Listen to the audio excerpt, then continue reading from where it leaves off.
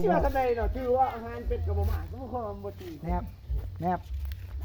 บมันอยากมาโจนลุงลูกมาโจนจะไม่ดู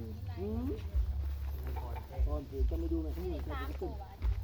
ขาบุญมาที่นี่มันก็ลายแม่เติมไม่รู้แม่ไม่ตลอดแทนมันลายแทนเติมขึ้นบ่นะถั่วเป็นละออกใช่ไหมดินตัวนี้มันพวกโอ้ดินโรงเรียนบ่ซอแข็งเนาะที่บอกกันนี่บ่ลิพวกดินบ่ซอแข็งดีค่ะว่าไม่สิเดนไป มื้อนี้เฮากับมาจับเป็ด ครับขยับออกหน่อยเป็ดมันจะวิ่งไปแล้ว เม็ดมันจะแหลมแล้วกว่าทีมันจะมีกันวะ ไปอยู่กรุงเทพจนนอนมากไม่ค่อยถนัดไอ้กิจกรรมกับพวกไม่ค่อยถนัด มือแรกเราไปซื้อเมียมาไว้ได้ได้ยินว่าไปฆ่าขี้กระเทยสตำหุ้งกับไปอ่ะให้สิเขาไปจับไก่เลือกเอาลูกมาดำเฮ็ดมาสิจับกล่องให้ ได้ไงเอาตัวนั้นเด้อ ตอนนี้บ่าวดำกันนี่เฮ้ยบ่เขากล้องบ่โอ้ย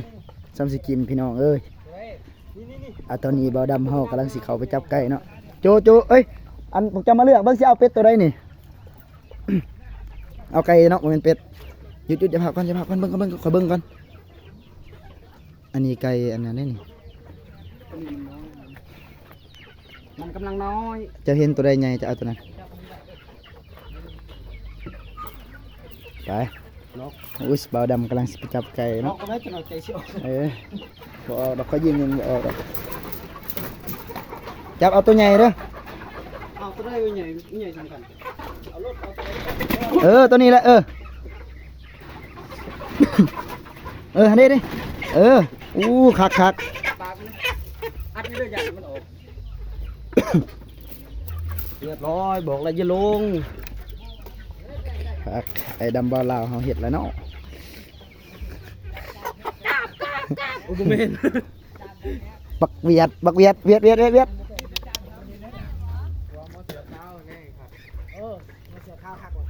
เอามานี่สิจับเองไก่จับกล่อง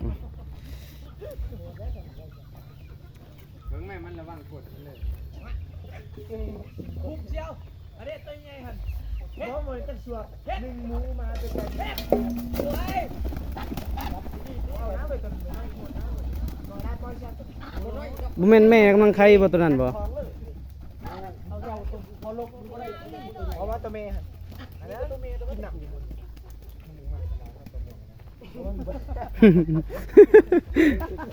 โอ้ตุ้ยนะเป็นกูประจอยกันเบิ่งได้หัวได้เว้ยหัวเนี่ยบี้ซะเรื่องทางหลังเขาหดหนักบี้ใส่เลยมันบ่บ่ถือเลยอาจารย์แพงเฮ็ดแต่ว่าคันว่าอาจารย์แพงเฮ็ดเสียตัวนี้มันเอาอยู่อันเหมาะเพิ่นรับผิดชอบเองเอาอยู่ นับมีคนแชทหาเจ้าในวอทแอป เสียเลยอยากบ่อยู่เลยเสียเลยแล้วมันนะอยากบ่อยู่ให้เขาใหญ่โหดปุ๊บใหญ่นะเดี๋ยวมาให้คุณแค่ผู้ใหญ่ได้จ้ะ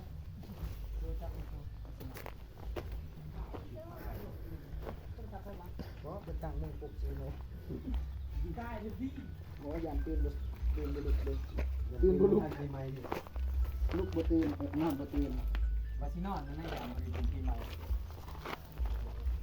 ได้เป็นตัวมามัดติบ่นะได้งามๆที่สิให้เลยตามทาง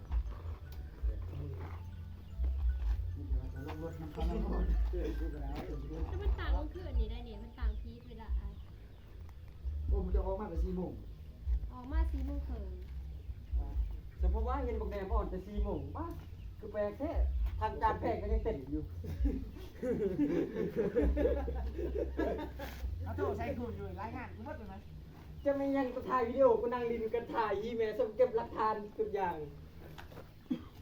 อื่นจัดตี้หน่อยเดี๋ยวกดแน่ๆบาทนึงเขาชอบน้ำกันนี่นะมือเรียกนะเดี๋ยวเขาชิ้นงานเองนะอื่นนะเนาะ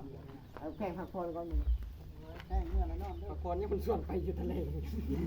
โอ้บอลได้มีจีกบอลได้มีแพ้ ไปรักษาเลย